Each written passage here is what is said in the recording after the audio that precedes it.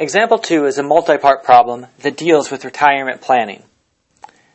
It says that John plans to retire at age 65 and his retirement fund earns a 4.2% annual rate of interest compounded monthly.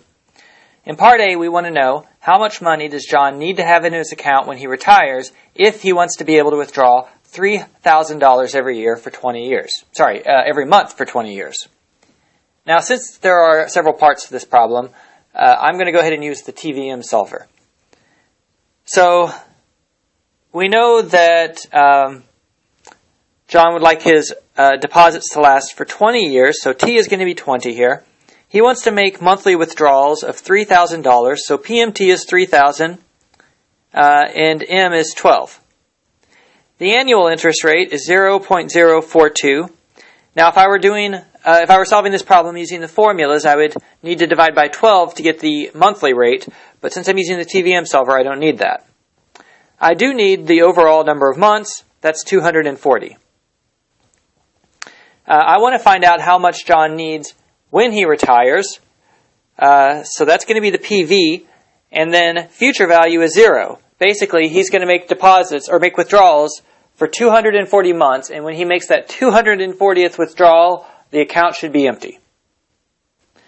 Okay, so now that I've identified the values of all of my variables, I simply plug everything into the TVM solver, solve for present value, and that tells me that John has to have $486,562.18 in his account when he retires to be able to make the withdrawals that he is planning on. Okay, now in Part B, we're going to rewind 40 years and ask, if John starts depositing money into his retirement fund at age 25, how much does he have to deposit each month to ensure that he has this amount when he retires at 65? Well, PV is 0 because we are starting out with an empty account. Future value is going to be this amount up here. PMT is what we want to solve for. We want to know how much his monthly payments are going to be. So M is 12. R is, it's still the same account, so we're still using a 4.2% annual rate. And we still do not need I. Now we're saving over the course of 40 years, so that's going to be 480 months. By the way, I just noticed that when I wrote this rate up here in Part A, I did not put the 2, I put 0.04.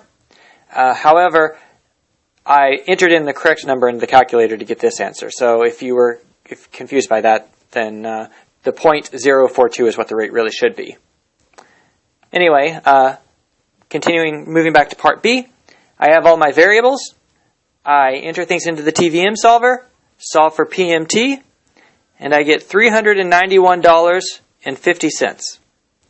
That is the size of John's monthly deposits. If he makes these deposits every month for 40 years until he retires, then he will have the amount we found in Part A when he retires, and then he will be able to withdraw $3,000 every month for the next 40 years. The next 20 years. Okay? In Part C, we want to know how much of John's own money does he invest over the course of 40 years prior to retirement. So, prior to retiring, John is making payments of $391.50, and he makes 480 such payments. So, the overall amount that he deposits is $187,920. Okay. Part D asks, how much does John withdraw after retiring? Well, after retiring, he makes monthly withdrawals of $3,000, and he does so for 240 months. And so, the amount of money he takes out of the account after retiring is $720,000.